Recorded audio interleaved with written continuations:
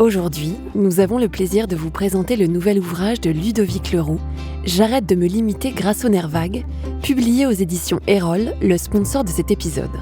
Ce livre nous plonge au cœur du fonctionnement du nerf vague et de son influence sur notre capacité à faire face aux défis de la vie. Ludovic Leroux, qui est coach mental et que nous avons reçu plusieurs fois dans Métamorphose, nous y montre comment nos expériences passées, souvent teintées de souffrance, ont pu détourner notre attention de nos véritables objectifs de vie, nous laissant dans un état de survie constant.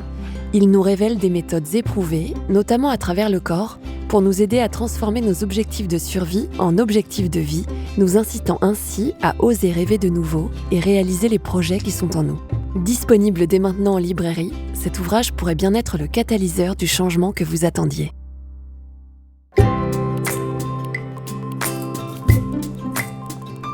Bienvenue dans la nouvelle série Métamorphose, Ouvrir les cœurs.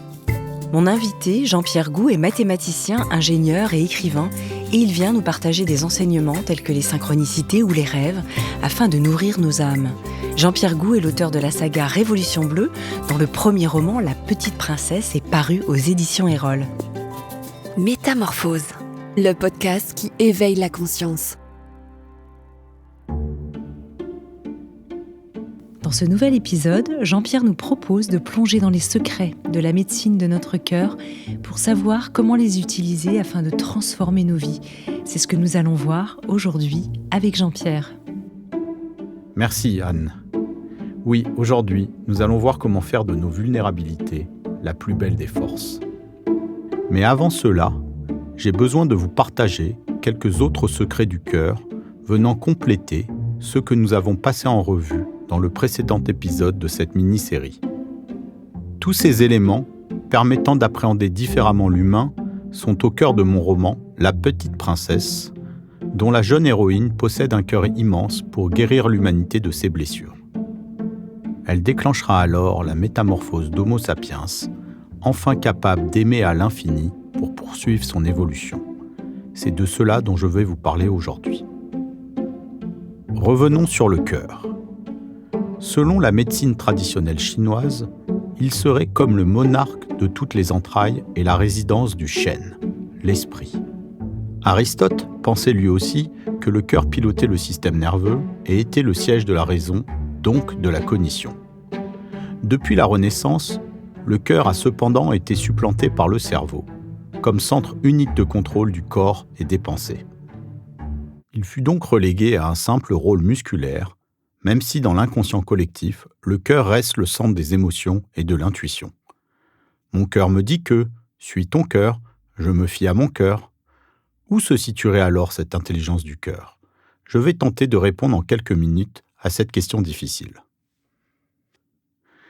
Les enfants sont toujours étonnés et amusés lorsqu'ils apprennent que les pieuvres ont 9 cerveaux, un central et un autre dans chacune des 8 tentacules. Mais on leur apprend rarement que depuis peu, on sait que l'humain dispose de 3 cerveaux. Le deuxième se trouve dans le système digestif, principalement dans les intestins.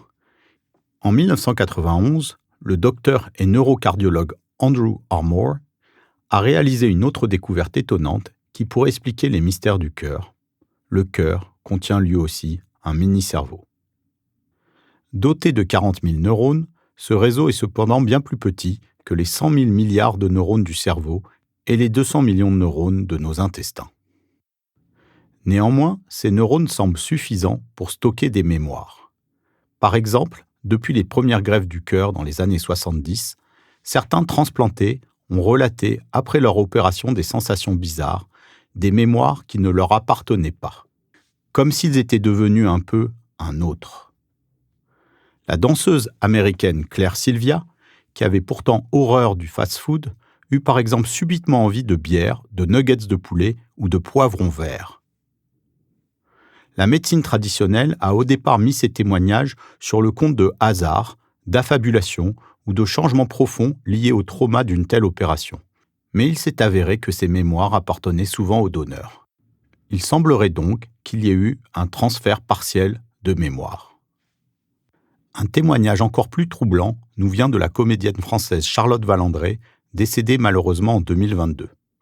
En 2003, elle subit une greffe du cœur et constate, elle aussi, des changements. Elle se met à désirer du baba au rhum ou du vin, elle qui n'en buvait pas. Elle éprouve des sensations de déjà-vu dans certains lieux inconnus et fait des rêves qui ne lui appartiennent pas. Elle en fait part dans différentes interviews et noue quelques années plus tard une histoire d'amour avec un homme qui, elle l'apprendra après, était le mari de la défunte donneuse. Ce phénomène, encore largement incompris, fait toujours l'objet de controverses. Les prochaines années amèneront certainement de nouveaux éléments de compréhension décisifs pour connaître l'origine de ces souvenirs. Mais le cœur semble pouvoir stocker bien plus que cela, en particulier nos émotions. Les émotions sont des phénomènes psychiques complexes qui impliquent aussi de nombreuses parties du corps, dont le cœur. Le cœur est donc peut-être le siège principal du ressenti des émotions, et c'est en tout cas comme cela que nous le vivons. Mais pour le cardiologue américain Sandeep Jauhar, ce ressenti peut aller plus loin. Il peut affecter le cœur au point d'en modifier la forme. Les émotions fortes qui marquent notre vie peuvent rester inscrites dans notre cœur sous la forme de lésions profondes. Le syndrome du cœur brisé, aussi appelé Takotsubo, du nom d'un vase japonais dont il prend la forme, peut modifier pendant 2 semaines la forme du cœur après un choc émotionnel profond, rupture, deuil, et provoquer même un infarctus.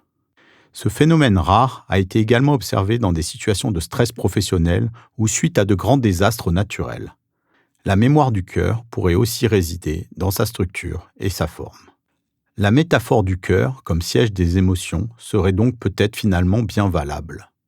Cela ouvre vers une toute autre manière de guérir le cœur, qui ne peut donc plus être réduit à une simple pompe. Là encore, la vision mécaniste et réductrice du monde va céder la place à une conception plus intégrée de l'impact de l'environnement, en particulier du stress émotionnel, sur les phénomènes biologiques. Comme le dit le spécialiste des neurosciences Antonio Damasio, la souffrance liée à la honte sociale est comparable à celle d'un cancer agressif. La trahison peut faire mal comme un coup de couteau, quand ton plaisir naît de l'admiration sociale, pour le meilleur comme pour le pire, ils peuvent être orgasmiques. On pourrait même étendre cette remarque en y intégrant les 5 blessures identifiées par Louise Bourbeau. Le rejet, l'abandon, l'humiliation, la trahison et l'injustice. Que faire alors pour guérir nos cœurs blessés ? James Doty raconte que sa vie a basculé du côté de la lumière grâce à l'influence d'une seule personne rencontrée au hasard. Un jour, à l'âge de 10 ans, il a poussé la porte d'un magasin de magie. La personne derrière le comptoir a ressenti sa détresse et lui a proposé de revenir chaque jour pour l'aider.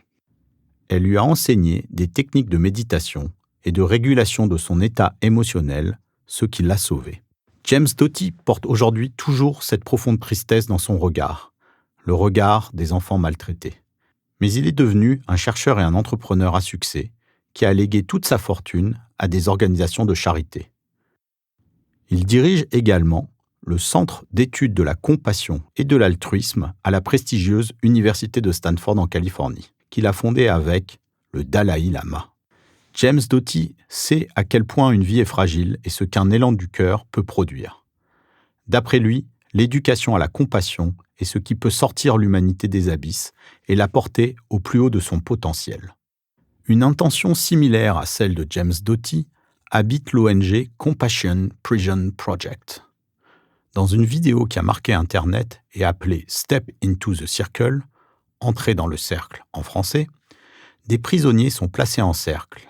On leur demande alors de faire un pas en avant s'ils ont connu au cours de leur enfance l'humiliation, la violence, la pauvreté, le viol, l'alcoolisme, etc. Et on s'aperçoit qu'assez vite, tous les prisonniers se retrouvent au centre du cercle. Cette ONG développe actuellement des méthodes basées sur la compassion pour guérir ces cœurs meurtris et pour lesquels l'incarcération ne résout rien, au contraire. Il a également été démontré que l'introduction des techniques de méditation dans les prisons, mais aussi les écoles dans les zones en grande difficulté, pouvait conduire à une réduction du stress et une pacification des comportements. Le journaliste britannique Johann Hari a pour sa part grandi au sein d'une famille où il y avait de multiples addictions. Il raconte que son premier souvenir fut d'essayer de réveiller sans succès un de ses parents qui était complètement shooté. Plus tard, Il est parti à travers le monde pour comprendre ce phénomène d'addiction et il en est revenu avec une extraordinaire découverte, les liens perdus. Il en a tiré 2 ouvrages superbes et une conférence TEDx vue par près de 20 millions de personnes. Et là encore, la compassion et l'amour sont les voies qu'il a découvertes pour en sortir. Au Portugal, par exemple, on ne pratique pas le sevrage en isolation sur les drogués, mais on les aide à la place à tisser des liens sociaux. Et cela fonctionne, nous dit-il. Au lieu de nous accepter comme tels, nous nous trouvons toujours imparfaits, jamais assez bien pour être aimés ou pour s'aimer soi-même. La chercheuse en sciences sociales Brené Brown a passé plusieurs décennies à analyser le courage, la vulnérabilité, la honte et l'empathie. Dans son ouvrage phare, La grâce de l'imperfection, elle suggère que seuls ceux et celles qui assument et montrent leur vulnérabilité, leur soi-disant imperfection, peuvent atteindre la joie. Avoir le courage d'être imparfait, d'être assez bien pour mériter d'être aimé, au lieu de cultiver la honte qui nous bloque. Cela rejoint les propos du conférencier Frank Lobvé, qui nous enjoint à être pleinement nous-mêmes plutôt qu'à chercher à devenir un autre. La compréhension de ces mécanismes psychologiques est fondamentale pour créer la fraternité humaine nécessaire pour s'atteler aux défis de notre siècle. Lorsque 2 êtres partagent leur fragilité, leurs peurs et leurs désirs, il se passe quelque chose d'extraordinaire. Les cœurs se réparent et guérissent. Les Japonais ont un art médiéval subtil qui illustre à merveille ce processus de guérison, le kintsugi. Celui-ci consiste à réparer un vase en céramique brisé, non pas en essayant d'en recoller les bouts pour masquer l'incident, mais en les rassemblant à l'aide d'une laque teintée de poudre d'or. Ces sutures d'or demeurent donc visibles. L'objet rénové exhibe son passé et sa fragilité au lieu de la dissimuler. Pour de nombreux collectionneurs, il devient même plus beau et acquiert plus de valeur ainsi. Pour les êtres humains, il pourrait en aller de même que pour les vases.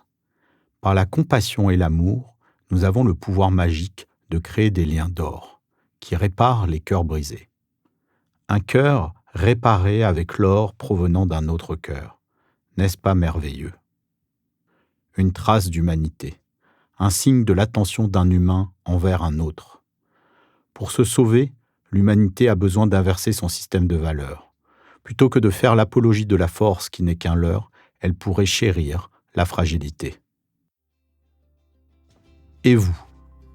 Accepteriez-vous de laisser votre armure à vos pieds? Oseriez-vous ouvrir votre cœur et montrer vos vulnérabilités? Oseriez-vous célébrer la vulnérabilité de l'autre? Oseriez-vous aimer à l'infini?